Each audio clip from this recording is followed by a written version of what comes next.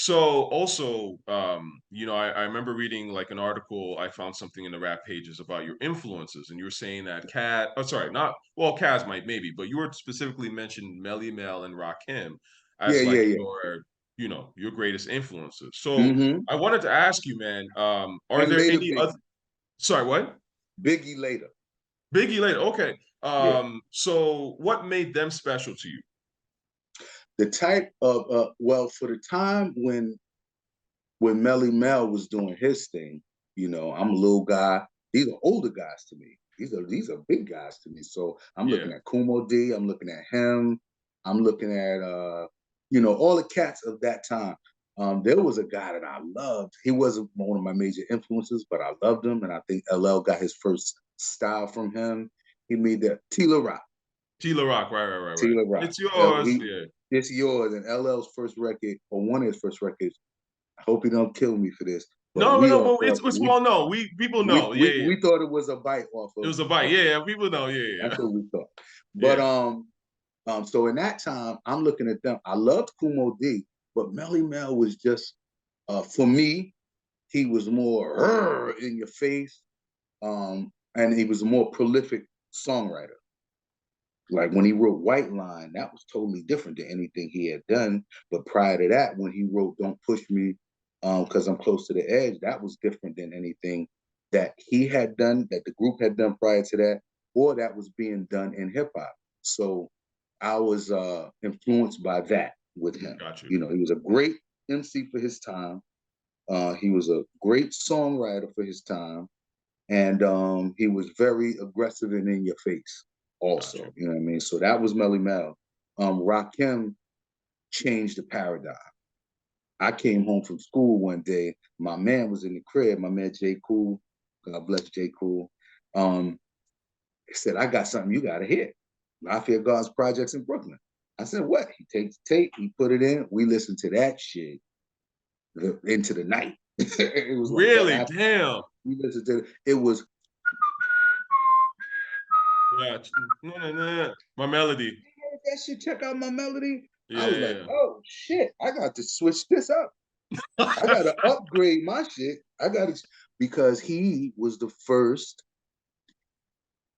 hip hop artist of influence. I'm not gonna say he was the first to do it because somebody might come and say, no, so and so did it. But he was the first one of major influence who didn't yell. He just talked. Yeah. Prior Yeah. to that, it was huh, ha.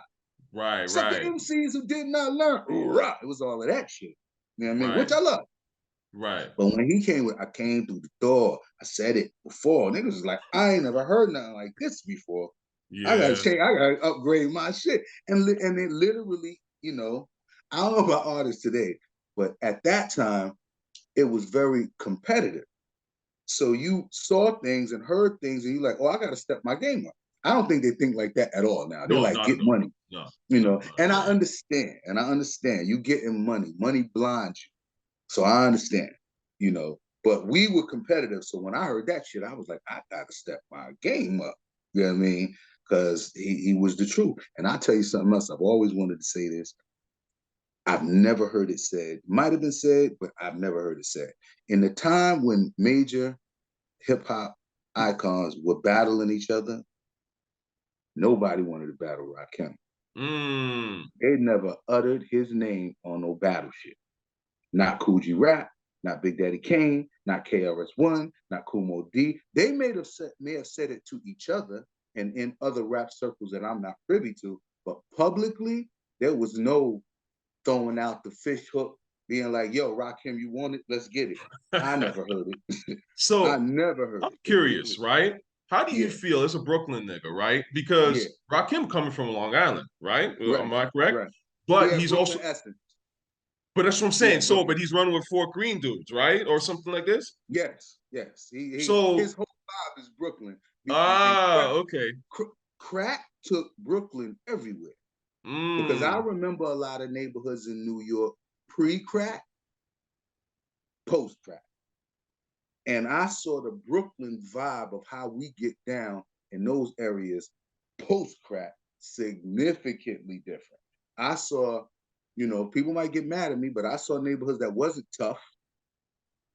They tough now. You know what I Right, mean? right, right. Because they cousin from Brooklyn that came out there with the tough shit. They mans, they cousins, they family, they friends from Brooklyn, from high school or whatever, then brought this Brooklyn shit out to it, and Brooklyn rub off. You know what I mean? That's a Right. fact.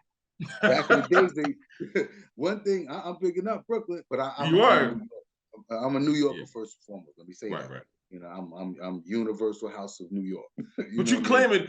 claiming Rakim, like you taking Brooklyn and saying Rakim of Brooklyn right now.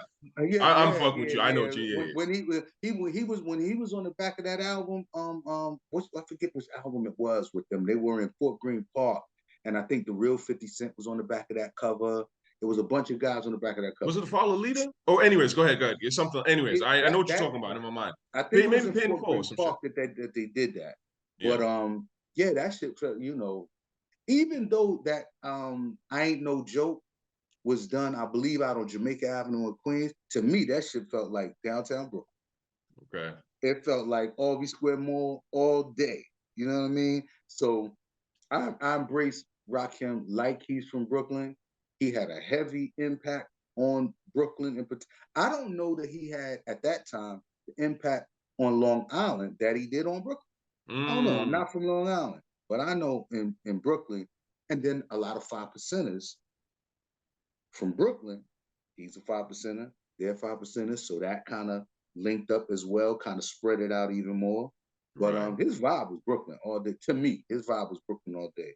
You know, his Interesting. vibe did not say 1980 what Long Island to me. Right, right, right. It said Brooklyn. You know what I mean? So Interesting. yeah, I love Interesting. and he changed. He changed the game. You know, I love artists that come in and everything is different after them.